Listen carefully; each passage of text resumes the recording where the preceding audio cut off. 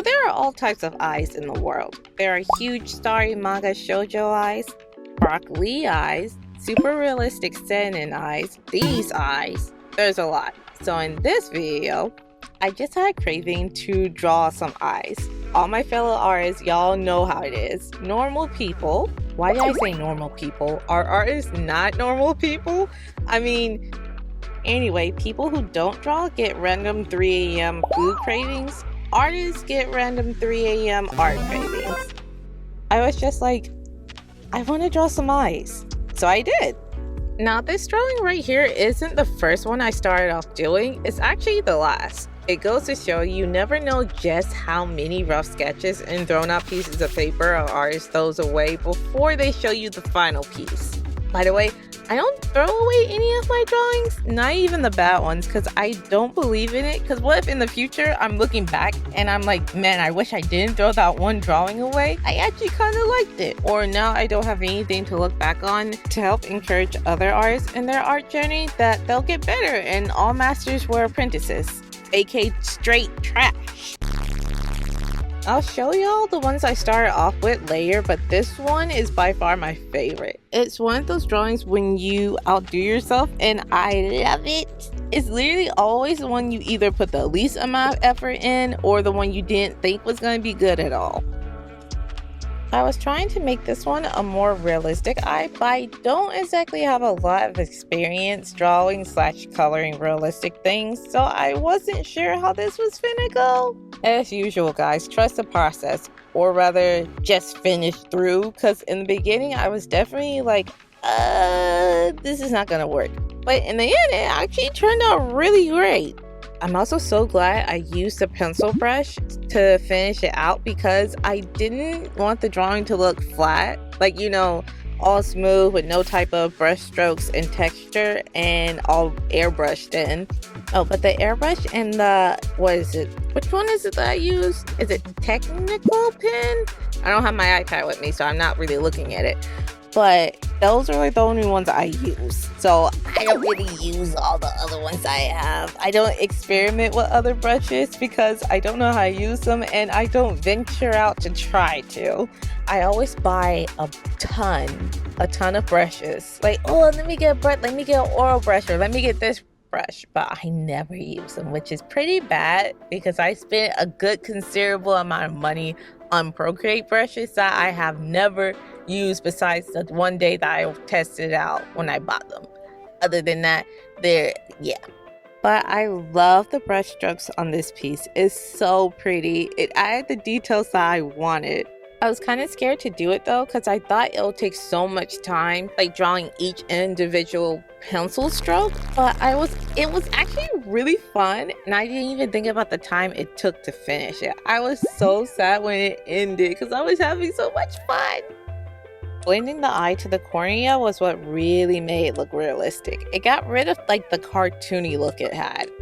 So one of the things that was super difficult for me in this piece was using dark / mute colors instead of my usual bright cutesy colors. In life, a lot of things that we see, we think it's bright and light colors, but if you were to get a real life color if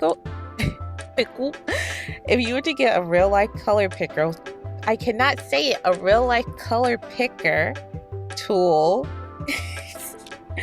you will find out that those colors are actually quite dark compared to what we think we see. A common example when it comes to art is making the white of the eye too white, when in fact it needs to be quite dark.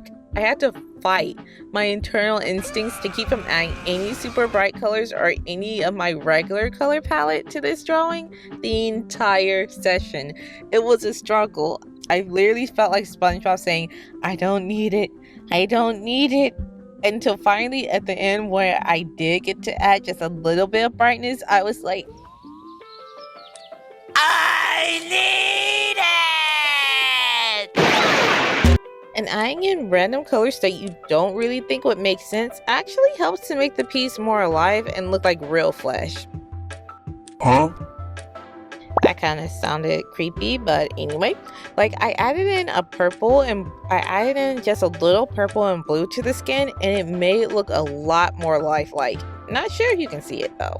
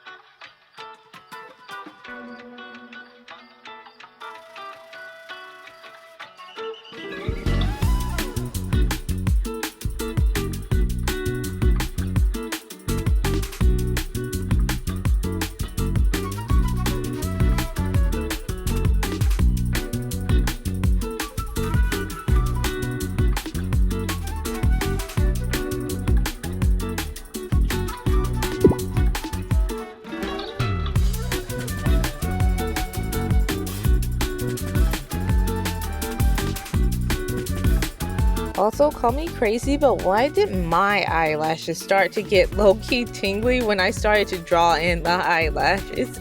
It was so therapeutic just making a long, sweeping stroke of a lash that stood out from the rest. It was so nice.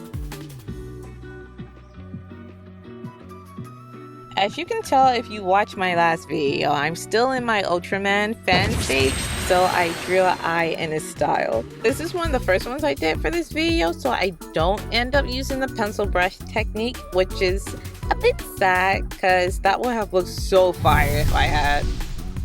But now I'm probably gonna have to try that later. For those of you who don't know, the characters in Ultraman Rising all have like this flower design in their eyes whenever there's a close-up on them.